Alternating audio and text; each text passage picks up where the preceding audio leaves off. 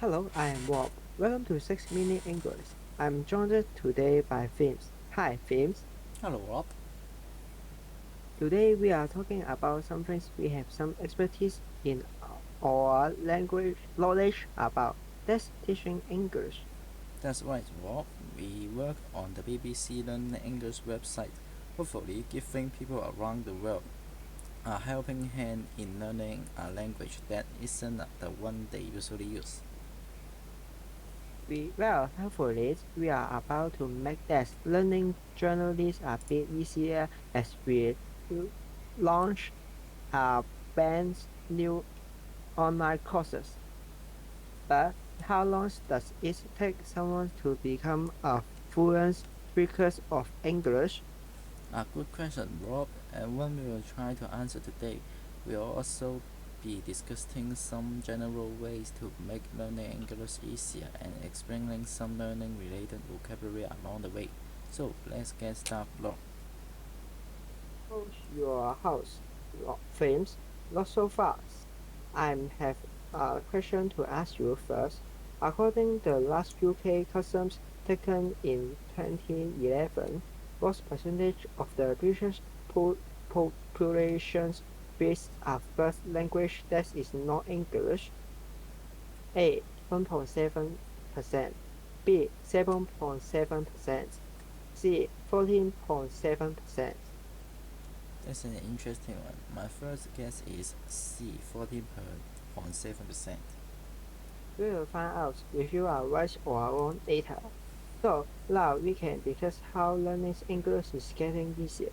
Of course, there are a huge number of publications, books, leaflets, and magazines that can help teach you, but there are those people who say that you can't speak the right things.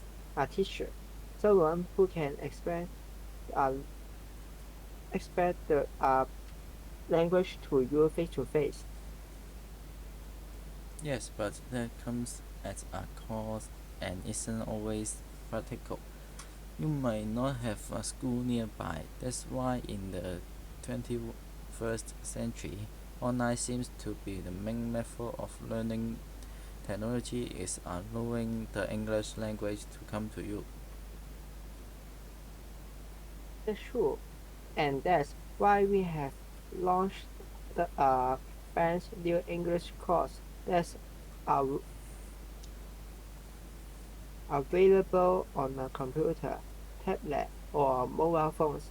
It aims at intermittent learners and church uh, pathways, pathways for the various aspects of the language.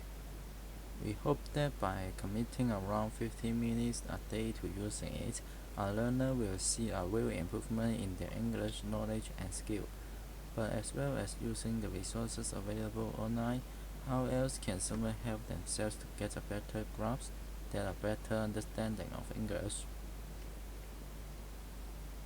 If someone wants to become a confident speaker of English, trainers watches horrors has some tips.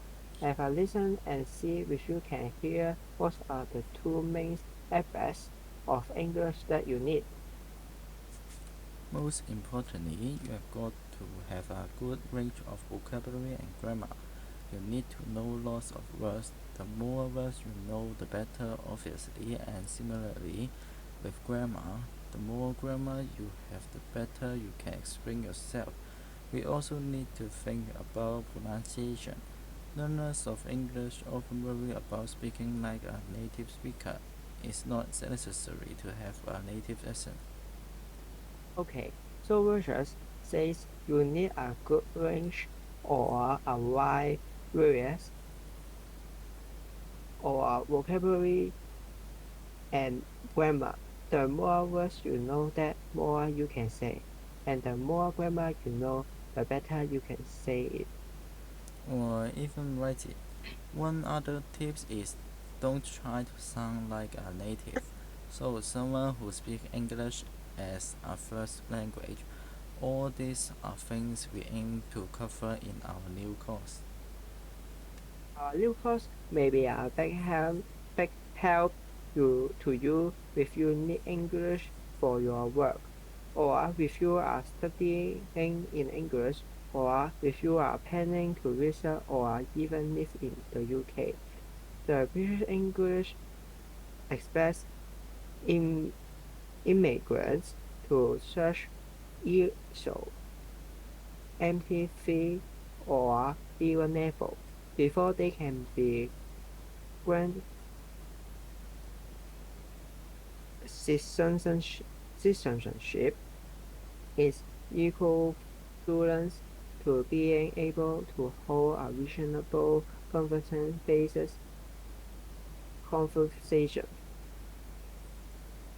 Well, in UK it's estimated that you'll need around 360 hours of study to get to the stage from not knowing any English at all. But this depends on the number of factors, such as motivated, how much you want to learn. And age can be a factor. Some experts say it's common for children under the age of 11 to be very immersed and be fluent in English in about 6 months. But why should someone choose to learn English? This is something we have been asking you on our Facebook page. If someone says it's like my passport, you need it wherever you go. Susika says it is an international communication tool. I think is the key to getting a good job with a high salary. And then says it's the language that opens doors overseas. Thanks for all of your message. But now, Rob, I need to know if I got today's question right. Yes, I asked you. According to the last UK customs token in 2011, what percentage of the British population speaks a first language that is not English? I said 14.7%. You were wrong. The custom for 4.7% of people in the UK have a first language that is not English. That's 4.2 million people. Well, that is for today. Don't forget to check our new website at bbclearningenglish.com. Happy learning! 9.